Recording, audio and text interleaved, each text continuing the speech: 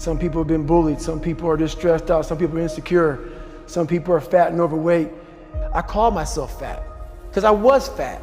And people don't want to do that. They want to say, oh, don't call yourself fat. Don't call yourself dumb. If you're not real and raw with who the f you are, nothing's going to change. And in this nice new world that we live in, we want to hear, you're just a little big. No, man, you might be fat. We surround ourselves around people that make us feel great. They tell us what we want to hear. The second we put ourselves amongst the uncommon people, we don't like that feeling. That challenging feeling of that person who's waking up at 3:30 in the morning and say, hey, put your shit on, we're going for a run. We like that person who says, hey, you know what, man, I don't feel good today, man. And they say, oh, it's okay, brother. We don't want that motherfuckers like this. Hey, man, no, bro, get your shit on, man. Stop being a punk.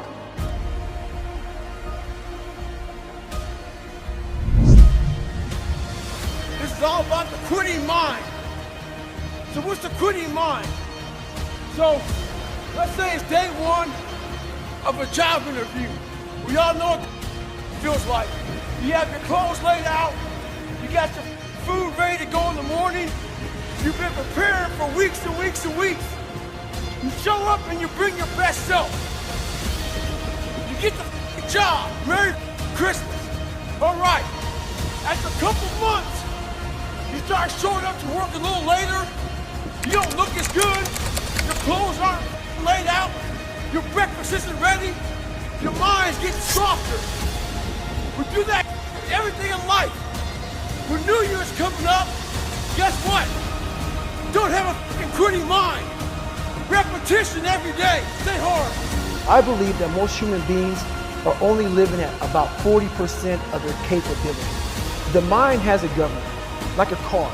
If you're driving a car and the car has a governor on it, the car may say 130 miles an hour, but the governor's set for 91. The car wants to go. The car wants to go, but that factory said, we're not going past 91. We have a factory, a nice governor in our brain, and it's a survival mechanism. It protects us from pain and suffering. At all times of your life, the mind has a tactical advantage over you. Why is that? It knows what you're afraid of. It knows your insecurities. It knows your deep, dark lies. And it starts to push you away from that. It pushes you in a direction that is comfortable.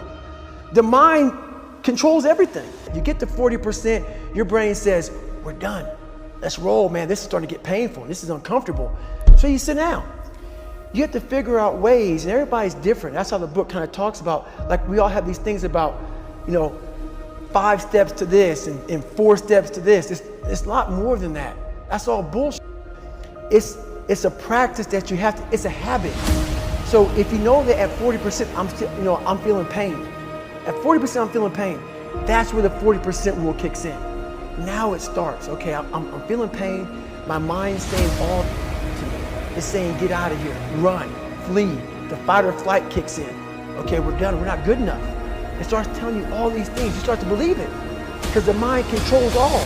This is the time where you have to gain control back of your mind. It's okay. Let me see if I can go 45%. And once you start giving yourself more and more hope and start realizing, okay, the mind starts to be, okay, what are you doing? We're supposed to be going right and you're going left. You start then controlling your mind. Start finding more in yourself, and then it goes from 40% to a lot further than that. But that's the start of it though. Get to the spot where your mind is saying stop.